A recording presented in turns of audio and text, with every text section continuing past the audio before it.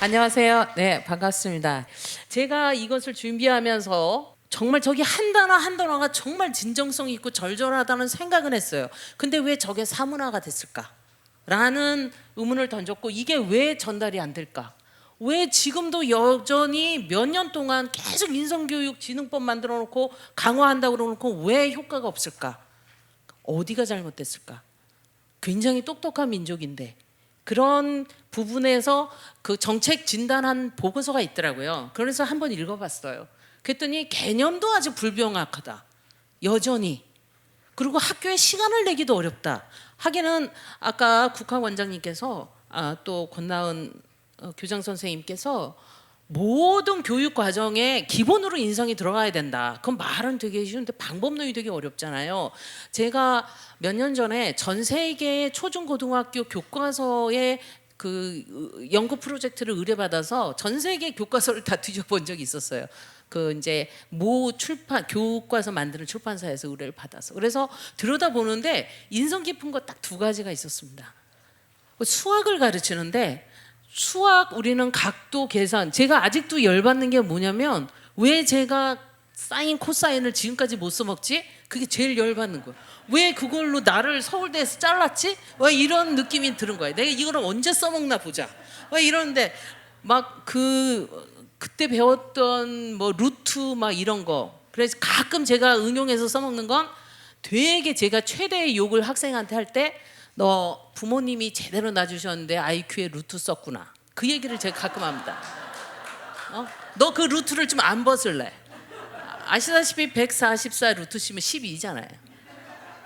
그러니까 그 정도로 써먹는 정도의 제가 수학을 지금까지 못 써먹고 있어요. 근데 그 미국의 교과서인데 거기에 수학을 하는데 그 우물을 파야 되고 사막에 있는데 여러 집들이 떨어져 있다. 가장 공동으로 그 유용하게 활용할 수 있는 우물의 지점을 찾아라. 문제 자체가 공동으로 어떻게 잘 살 수 있는가에 대한 고민을 던져주는 문제예요. 그러니까 그런 문제, 그러니까 그리고 학생에게 그 상을 줄 때 국기 개양을 시킨다고 하더라고요.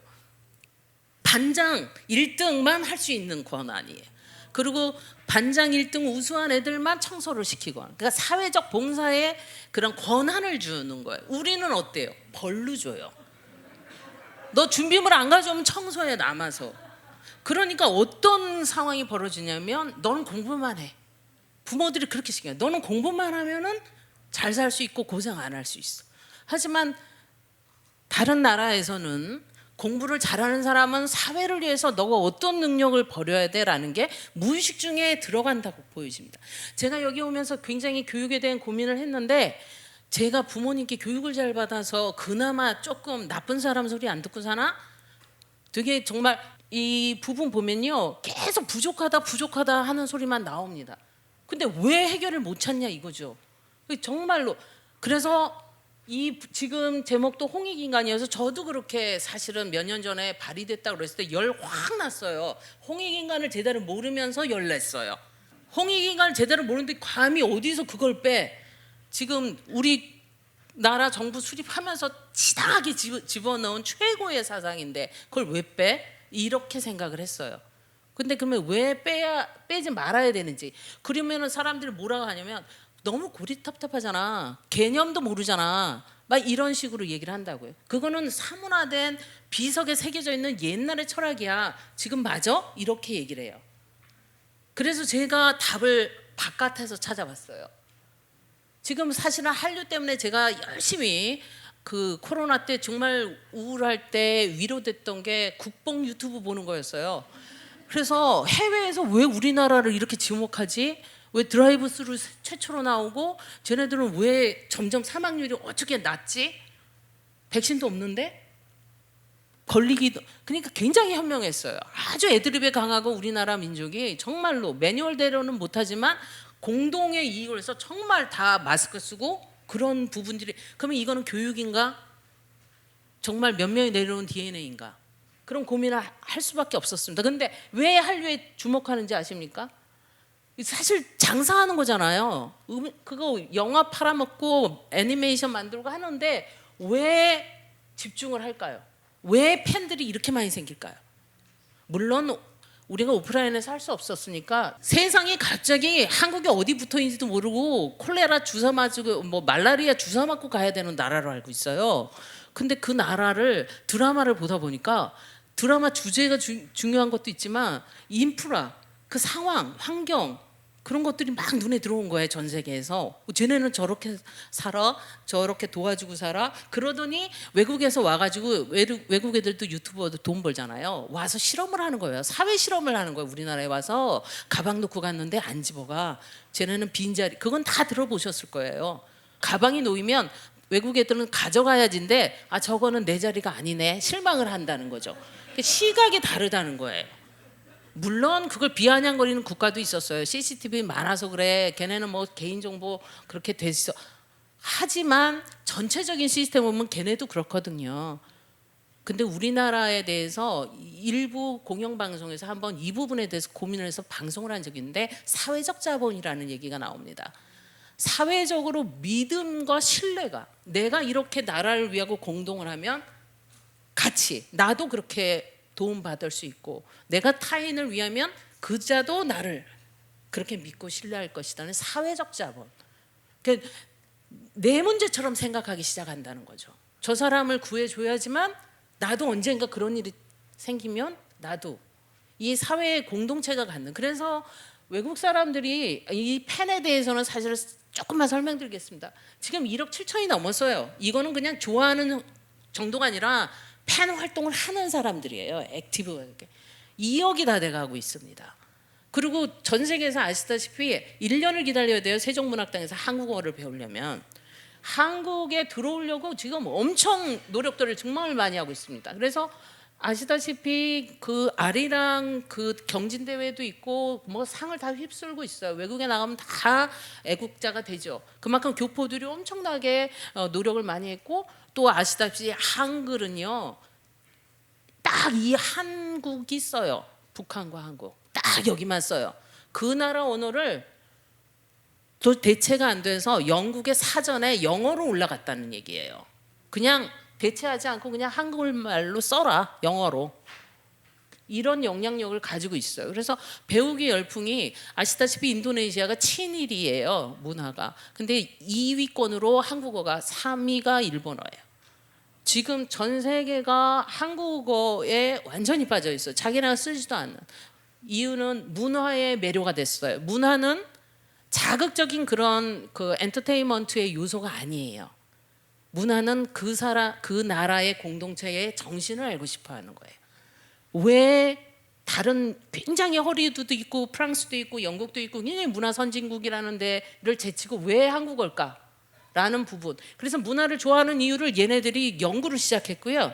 2, 3년 전부터 엄청나게 나오고 있어요. BBC라든가 뭐 뉴욕타임스 다 지금 한국의 왜 문화에 집중하는가를 보도를 하고 있습니다. 근데 제가 이 자료를 제 나름대로 선정한 그 좀 석학들 또는 이런 해외 유튜버의 방송을 다 보면서 정리를 했어요. 왜 유달리 한국 좋아하는가? 한국인의 DNA 때문인가? 교육 시스템 때문인가? 저는 사실은 후자 쪽으로 많이 가고는 있는데요. 세계적인 영향력의 소프트웨어에 대해서 전문가들이 주목을 하고 있는 다양한 부분들은 시간 관계상 여러분들이 보시면 되고요. 이분입니다. 이분이 정말 유명해서 서울에 한국에 초청됐었고요. 이분이 한국에 지목하기 시작했어요. 얘네들은 뭐가 달라? 물론 그 소프트 파워가 이렇게 기꺼이 이 문화적 매력을 해서 부가가치를 산업적으로도 엄청 올리고 있지만 이 사람이 본 거는 공동체 지향적인 도덕관과 공동의 이익을 추구하는 방향으로 하고 있다고 이 박사가 얘기를 했어요. 그런데 이 박사가 좋은 삶을 살기 위한 통로로서 시스템이 잘 구축된 나라다라고 평을 하고 있고요. 그 부분에 대해서 공생들을 굉장히 많이 얘기를 하고 있죠. 근데 이 한류가 터지기 전에 이미 이런 것들을 간파하고 있는 분들이에요. 저분들이.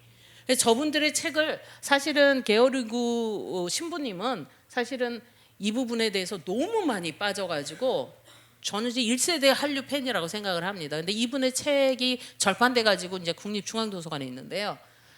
제가 이 부분을 보면서 우리나라 사람들이 아까 바깥에서 자꾸만 찾는 거예요. 정부 모든 부처가 레퍼런스를 해외에서 찾아요. 선진국에서. 근데 정말 그때는 틀리고 지금은 맞는다. 그때는 맞고 지금은 틀리다라는 말. 홍익인간의 정치 철학은, 교육 철학은 이제 필요한 거예요.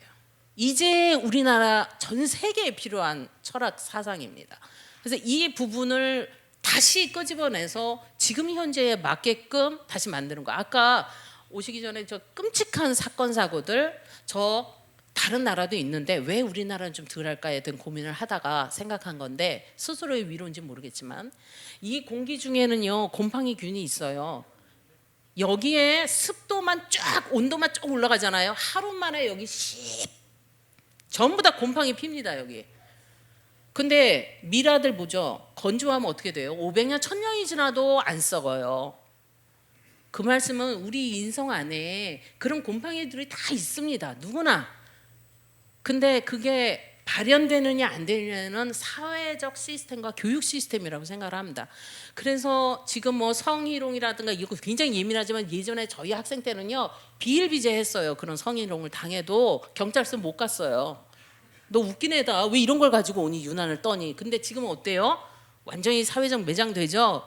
그거는 전체적 분위기가 그렇게 만들어져 간다는 겁니다. 우리가 진짜 신경 써야 될 건 전체적인 분위기를 만들어 가는데 집중해야 된다. 그래서 그런 생각을 당연히 했던 거, 살인을 성공했다 이런 생각이 감히 생각지도 않는 사회적 분위기, 그걸 놓치지 말아야 된다.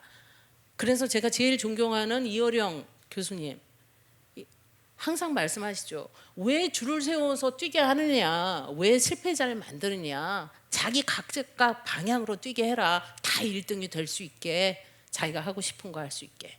그런 장을 마련해 주는 게 여러분들의 몫이다. 네, 마치도록 하겠습니다.